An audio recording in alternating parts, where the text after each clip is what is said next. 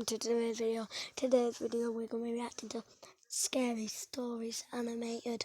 So yeah, please go follow every name. Well, just go to search on Llama Arts, I'm Mr. Scary Tales, Martin Animation. I don't know if this is made mad, but I'll tell you right at the end. So yeah, let's get into it. I found myself at home one weekend night. Okay. My parents went out of town, and I was returning from a canceled sleepover at my friend's house. Sleepover. The lights were on when I got to the door, and I remember getting God. a phone call from that same friend shortly thereafter, which would end up being the last normal event of that night. My brother was playing video games in the next room, and I could hear him tapping furiously at the video game while I spoke on the cordless phone. I walked around in the living room and ended the phone call in the kitchen when I remember hearing some sort of high-pitched squeal that came from the house somewhere. I couldn't place where it came from, as it sounded the same in every room I went to investigate. It ended about a minute after it started, and was interrupted by the phone ringing. But the phone wasn't in the kitchen where I left it. It was in the bathroom on the counter, in front of the sink. God. How did that happen? I answered the phone and there was no one there, so I hung up. It was at that point I heard a dragging sound. Like a large heavy object was being dragged in the attic crawl space above me. I followed the sound as it slowly navigated from room to room, I would never. And ended up in my parents' bedroom, who at the time still had a waterbed. After the sound made it to the far wall, it stopped and the phone rang again. And this time it was my friend on the other line. I told him what was going on, and he told me to be careful and call the police. After I got off the phone, I laid down on the waterbed. Did he call the police? I then heard a knock on the door and answered it quickly, but no one was there. It was at this point I called my brother from his room to check something out. I stormed into his room, and there's nobody there. What? His bed was made and his room spotless. Neither the console nor the TV was on, and the controller was wrapped and unplugged. There's no way he could have hid and cleaned his room in those few seconds it took me to make it to his door of his room. I had been alone the entire night, hearing for 20 minutes straight my brother playing his game that he was not present to be playing. The phone rang again, but again, it was not where I left it.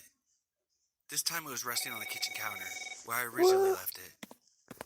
So I walked through the entire house to answer it. It was my friend calling again, this time saying that the call was dropped for some reason, and he was trying to call me back. I explained to him what just happened, and I heard another knock on the door. I'd actually run. Since I was standing right next to it, I peeked through the window within 2 seconds of the knocks, and there was nobody there. At this point I opened the door and stepped out to the porch to make sure I didn't see anyone running away, as I had a large wide open yard, and there's nothing to hide behind. I walked into the front yard and looked around, but couldn't find anything. Alright. I found myself engaged in several more minutes of talking to my friend before I got off the line. And it was at that moment where I realized that the place I had been staring at while I was talking were 2 very large black, reflective eyes looking back at me. What the? What is this? What is that freak of nature? Oh my god. Man, that guy is scary. Look at him. Let's resume. The figure was tall and lanky, and stood about 10 feet or so from me. That is scary. Was an inhumanly large smile. Scary. And he was grinning with oily mechanical teeth from literally ear to ear. Despite me staring directly at him for more than 5 minutes, I pretended that I didn't notice him, and through willpower alone, made it back inside the house without running as fast as I could. Instead, I walked calmly. I remember feeling like if I ran, he would chase me, and somehow knew that he would have caught me easily. I barricaded myself in my room for the rest of the night, but did not fall asleep. So he got in his house. The sun came up the next morning, and my parents were home. Nothing like that ever happened before, and nothing like that has ever happened since. Oh, I'm not. The first time I came face to face with this strange man was about 7 years ago. It was a normal summer day. This story My too. mother was struggling to make Yeah. ends meet, and we lived in a really crappy 2-bedroom house.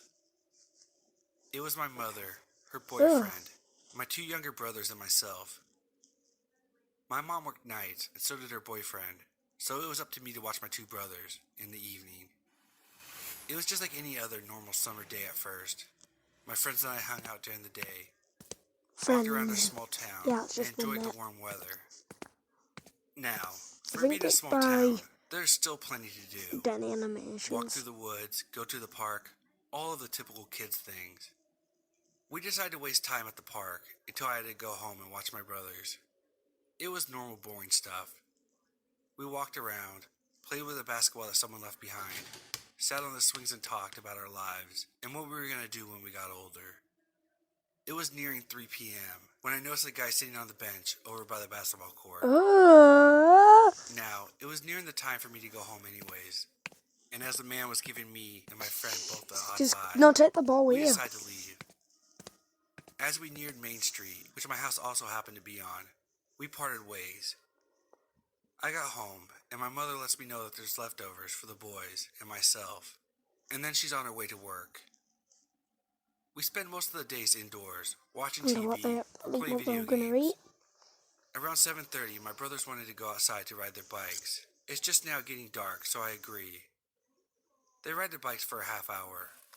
I'm sitting on the curb looking at my phone, texting my friend about how bored I am, when my youngest brother, who must have been around 7 at the time, comes up to me and points over towards our house. I look just in time to see what looked like a man walk inside.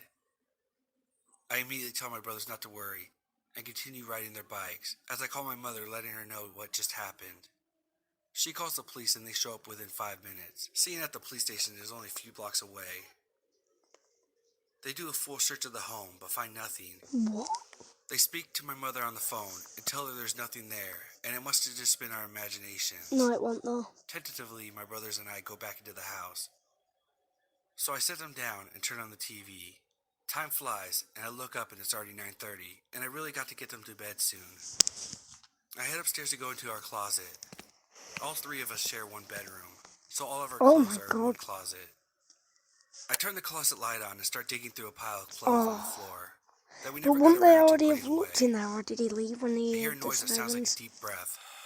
Thinking it was just my imagination, I continue to pull out pajamas for my brothers.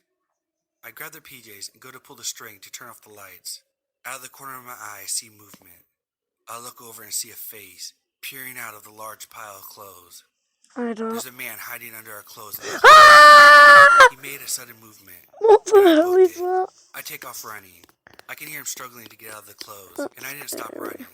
Down the hallway, down the stairs, knocking anything over in the process, in hopes of slowing him down. I burst into the living room and grab my brother's arms, Grab your phone, practically mate. pulling them out of the sockets in an attempt to drag them out of the house. We were outside and 3 blocks away before I quit dragging them behind me. I reached for my phone to call the police, but it's not in my pocket. Idiot. I must have left it on the couch. So we hoofed it. I dragged my brothers behind me in the middle of the night. They are tired, and they don't know what happened, and I won't tell them. They didn't need to know. They would never want to go into that closet ever again. I get to the police station and they call our mother. Then they drive us home, and she leaves work early. They do another full search, but once again find nothing but the mess I made in my attempt to leave. No evidence. Nothing. They basically told me to stop wasting their time, and they left. My mother says she believed me, but of course I knew it was just something she would say to console me. She says I can stay the night at a friend's if I can get a hold of someone, just to make me feel better. We all go inside, and my mom sends my brothers to get cleaned up for bed. I walk over to the couch where I left my phone. It wasn't there, though. It was on the floor, smashed to pieces. It was very obvious that it was smashed by a hammer, seeing as the hammer was sitting right next to it. I call my mother over and show her the mess of my phone on the ground. She walks over to the storage cabinet and pulls down the toolbox we have. She opens it, and our hammer is still inside. I didn't realize what that meant at the time, but now that I think about it, that man was in our home, in my closet, in my room, with a hammer, just waiting and hoping for me and my brothers to Jesus fall asleep. Christ. Let's not meet again, please. That's scary as. This happened in early 2017. I was a 23-year-old Right. So this is the last one. college. So yeah. The field I studied was not huge in my area, so I decided to leave. I moved to the biggest city in our country to make a post-graduation course and look for a job. As I was still unemployed, I decided I would wait to make a long-term rental contract, worrying about a possible bad commute to work. In the first couple of months, I was switching from Airbnbs and hostels all the time. I was already tired of this. I decided this would be my last First move, hospital. and then, with or without a job, I would settle. I was running out of money and decided to stay in a dorm Oh, in it's a in the hostel next to where I was hospital. taking classes. Wait, this is the one Sharing from a the bedroom picture I is can not a tell by problem to her. me during a trip, Oh, but when you're no. living somewhere, trying to create a routine, Same sharing a sort of bathroom with one. some complete strangers just sucks. I would share the dorm with 3 guys, but it's not with any of them that my bad encounter occurs. They 3 were guys. nice, apart from one of them snoring so bad at night. No biggie. In another dorm, One's although, a guy. was the creepiest person I've And ever then seen. 2's women. He was in his mid-30s, Alright, I'm not gonna and he was question. not traveling. He was And native from the that's the city guy. where we were in, and was using the Oh. hostel as a new house, since his parents came. Ah! He introduced himself and tried to be nice and flirty with me. I was polite initially, but declined his What advances. the- He wouldn't stop. He started following me He's all day long tiny. in the hostel. Anywhere I can't went, say he that. would show up in less than 5 minutes. On the second day there, I left the hostel to a job interview, and by the time I arrived back to the hostel, late at night, he was seated alone on the front stairs, waiting for me. He told me this like it was the most natural thing on earth. He would buy me snacks, ask me out, try to get information about my personal life. All these things when I already made it clear of my lack of interest in this friendship. All this happened in 3 days. I was exhausted of his presence, but what I didn't know is that it could have went worse. As soon as one of the guys that was sharing the dorm with me left, he asked the hostel staff to switch dorms so he could stay in the same one as me. Obviously, he didn't tell me this, so I'm This guy is that I such a was when I creep. saw him coming into the dorm with all his belongings. I was so scared of his presence that I slept wearing jeans to avoid any sort of advantage that he could take while I was sleeping. The very next morning, I decided to leave. The situation had got worse, and I couldn't handle it anymore. While I was packing, the guy showed up, noticed what I was doing, and started to cry, asking me not to Oh leave my him. lord. Then, to make things even more creepy and disgusting, he told me that he would miss seeing my face while I was sleeping, and thank God that he had taken photos. I was trying my best to stay calm, but I lost it when he told me he had taken pictures of me while I was sleeping. I'd knock him out. I took his phone out of his. his hand and asked him to see the pictures and deleted all of them. There are a bunch of photos of me sleeping in the night before. I left the hostel, and I really regret not reporting him to the staff. Crazy lonely dude in the hostel. Wait, it was Please, just him on his own let's because never what meet happened to the again. other 2 people? That was not that creepy, what's? Declutter with Vinted. Right, so see you in the next video.